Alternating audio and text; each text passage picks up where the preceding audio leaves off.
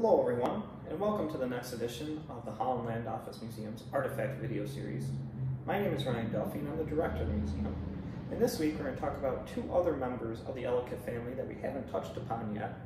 And though they were not directly involved with the business of the Holland Land Office, they still played their own parts in the family's history and were two strong women in the late 18th and early 19th century that were able to provide for their families and also grow other interests.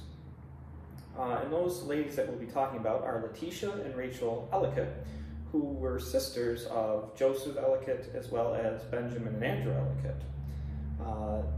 However, their stories have a lot of tragedy in them, though you could say they end on a brighter note, but their lives were still more difficult than their male siblings for sure. So we're going to delve deeper into their histories and tell you a little bit more about the Ellicott women that came eventually here to Batavia in Western New York. Now the first of the ladies we'll talk about, of the Ellicott sisters we'll talk about, is Letitia, who was older than Rachel. Now Letitia was born in Bucks County, Pennsylvania, where the family was living at the time, on November 19th, 1762. And she was the sixth of 9 children that her father Joseph Ellicott and mother Judith had, which included her brother Joseph, brother Andrew, and brother Benjamin. In 1778, at the age of 15, she married John Evans, who was 19 at the time. They lived near Ellicott's Upper Mills, Maryland, which is where the family eventually relocated from southern Pennsylvania. And that is where her first child was born. She would end up having 6 children with John, but he would pass away soon after their last child was born in 1783, so she was forced to raise her 6 children on her own, though her oldest son, William, once he came of age, was able to help her out.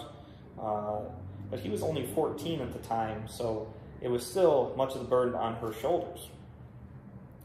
Eventually she went to live with William when he lived in and around Baltimore around 1803, and that's where she would stay for the vast majority of her life. However, she would eventually make it to Western New York, as in 1832 she would move to Buffalo with her daughter Martha and her son William. And she would do that basically because her granddaughter Anne Heston would move to Batavia in 1827, so she wanted to be closer to the rest of the family, as by that time most of her siblings had actually moved into the Batavia region or into Buffalo. After the deaths of both Joseph and Benjamin, Letitia would inherit a decent-sized estate, which included property in Buffalo, as well as property around the ship canal in Buffalo, which allowed her to bring in some income in her later years. In 1835, she would end up building a large dwelling with that inheritance on Washington Street in Buffalo, and would live comfortably for the rest of her life with a considerable amount of wealth. Now Letitia would actually die on June 4th, 1841 in Buffalo at the age of 79. Would actually outlive several of her younger siblings. Now Rachel was born the 8th of 9 children with her twin brother Benjamin, and she was born on April 17th, 1765. Now she married Lewis Evans on April 5th, 1787, and they had 3 children together.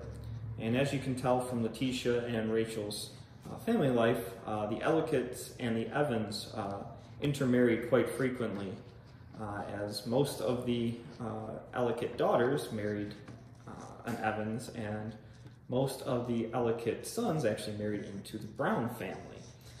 So well-known families intermarried, and it was very common practice at the time. Now, Rachel and Lewis Evans would move around Maryland for a few years before eventually settling in Baltimore in 1812. Now, after Lewis's death, Rachel would actually move to Batavia in 1827 with the infant child of her deceased daughter, Hannah. Again, following in her brother's footsteps, coming up to where a lot of the family was coming to and leaving the Maryland area. After her brother's death, she also inherited a large estate, again in Buffalo, where she would live basically the rest of her life. In 1849, Rachel would set aside land in the Batavia Cemetery for a monument to her brothers Joseph and Benjamin, and this is the Ellicott Monument that actually still exists in the cemetery today on the Ellicott family plot.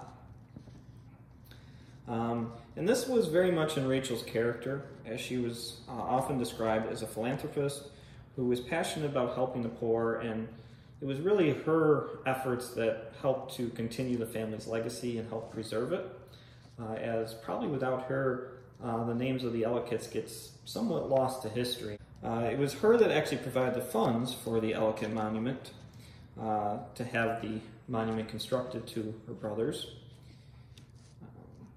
And she would even find her own spot in that family plot, as when she passed away in 1851, she was actually buried alongside her twin brother. She had her twin brother re-exhumed, and then her body was to be put next to it.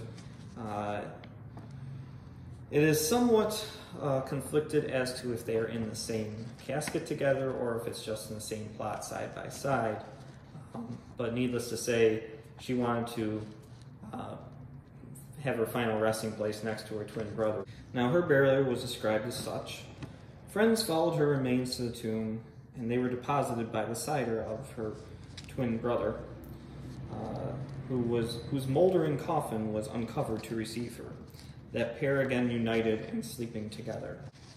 But both Letitia and Rachel are obviously overshadowed by their well-known brothers, but they still had their part to play in the family's history and were really very good examples of sort of the independent female spirit that really did exist, that often gets overlooked in history, especially around the late 18th and early 19th century.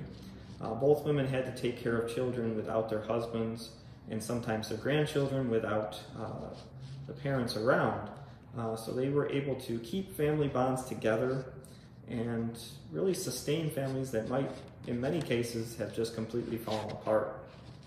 Now, it does help when you come from a family of means and wealth, but they still had to work very hard in order to keep that wealth and extend it for the rest of their lives, which in most cases they outlived all of their male siblings and their husbands. Well, I hope you enjoyed this edition of the Holland Land Office Museum's Artifact video series and enjoyed learning a little bit more about two of the Ellicott sisters who eventually made their way to West New York, Letitia and Rachel. Now I've got Rachel behind me. Their lives were filled with tragedy, but also show an ability to overcome adversity and keep your family going in difficult times. I hope that you enjoyed this video, and in case you've missed any of our previous ones, you can go to our YouTube channel, Holland Land Office Museum, and check out our Artifact video series playlist. All 68 videos are there now.